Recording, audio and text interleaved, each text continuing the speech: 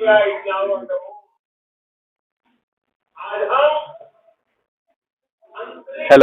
ताकि आप सभी आज जानते होंगे, आज चंद्रयान 3 मिशन लॉन्च चंद्रमा की सतह को चूम चुका है। और अभी हम लोग हैं कंचन आईएएस में, और यहाँ पर प्यारे विद्यार्थियों से देखेंगे उनको कैसा अनुभव हो रहा है जब भारत चौथा देश बन गया है चांद की धरती को चूमने वाला। और सॉफ्ट लैंडिंग हम लोग कर चुके हैं कुछ क्षण पहले। तो आइए देखते हैं कैसा महसूस हो रहा है। क्या नाम हुआ आपका? अंजलि सिंह। तो कैसा महसूस कर रहे हैं आप? बहुत गर्व हो रहा है एक्चुअली, हमारे लिए, पूरे भारत के लिए गर्व की बात है।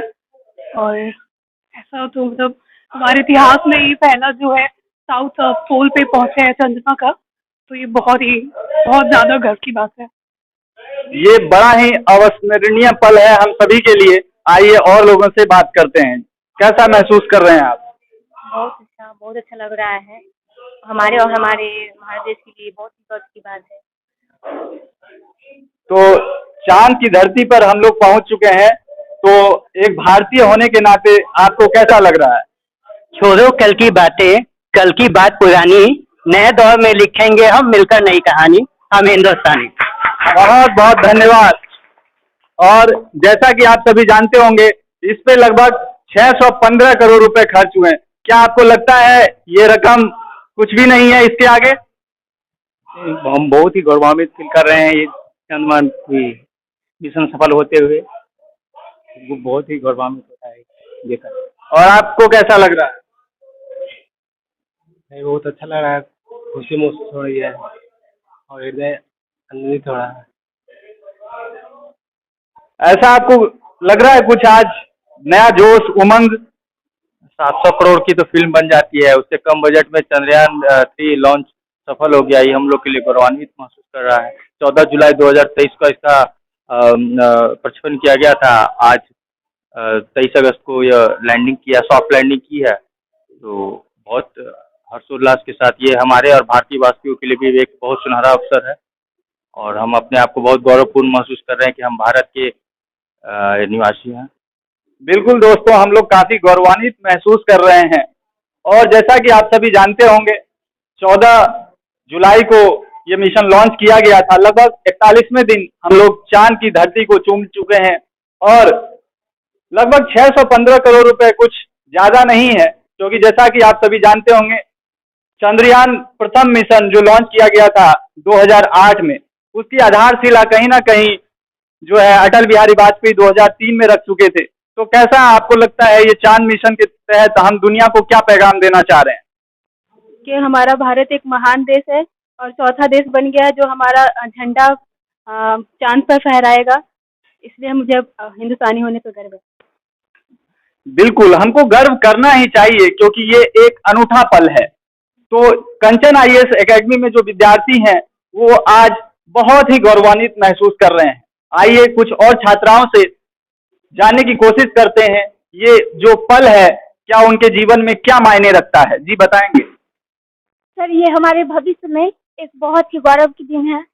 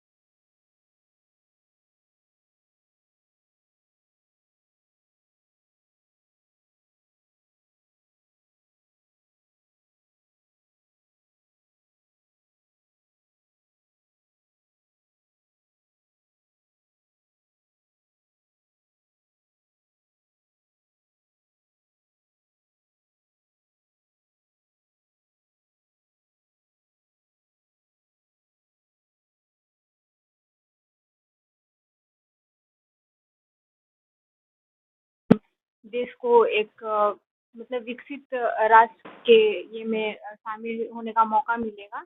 और इससे जो भी इसरो के साइंटिस्ट हैं उनको और भी बहुत सारा यान और बहुत सारा लॉन्च करना है, तो उनसे काफ़ी उनको अब सपोर्ट मिलेगा इस चंद्रयान-3 से।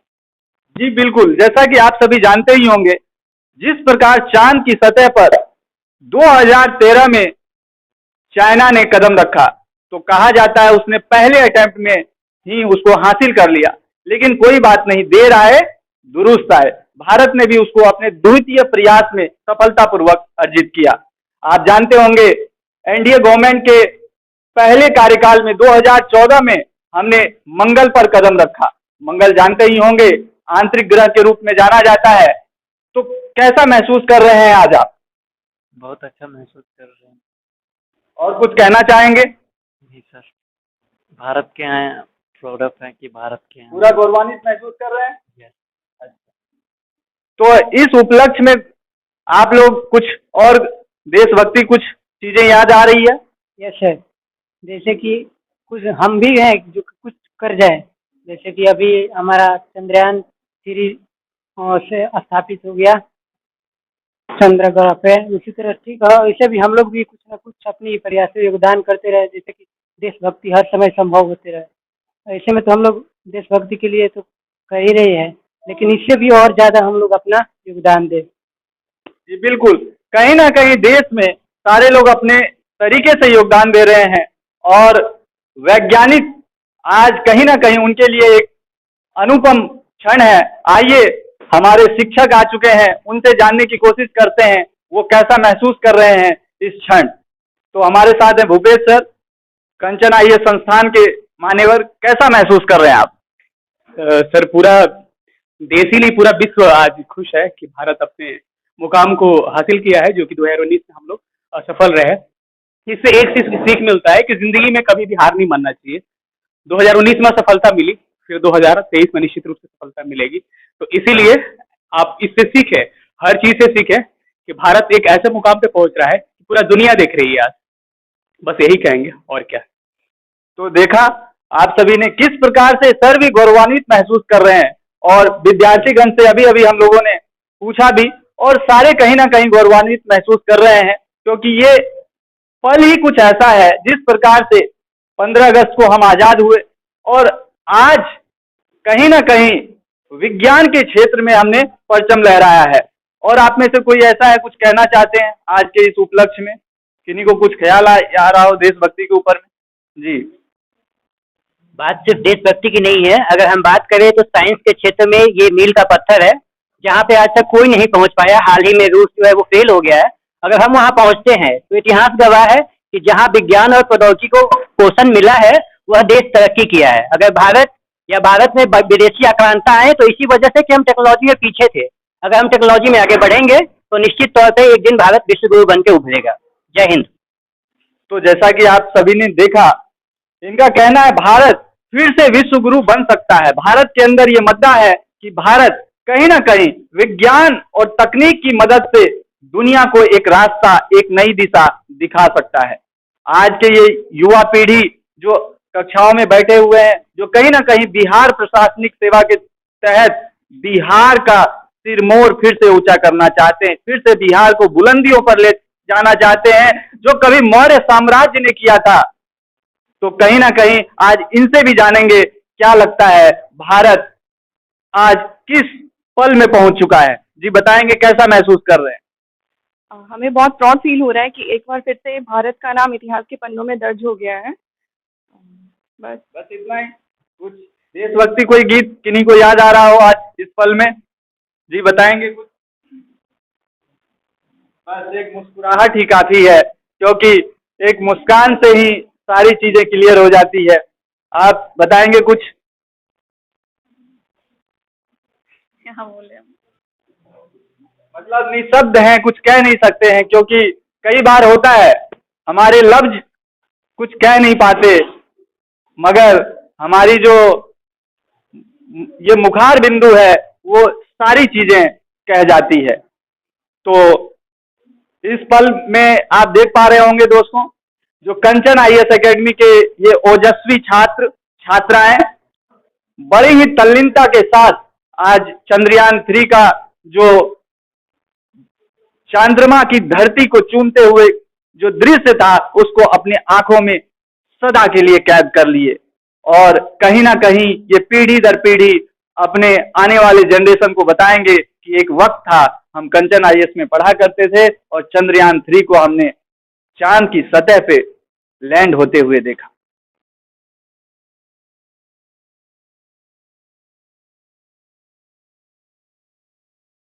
हमने उतरते हुए देखा। तो कहीं ना कहीं बहुत ही गौरवान्वित क्षण है। अगर कोई आप में से कुछ 2-4 और पंक्तियां कहना चाहते हो तो कहें, उसके बाद हम लोग समाप्त करेंगे। कोई भी जी।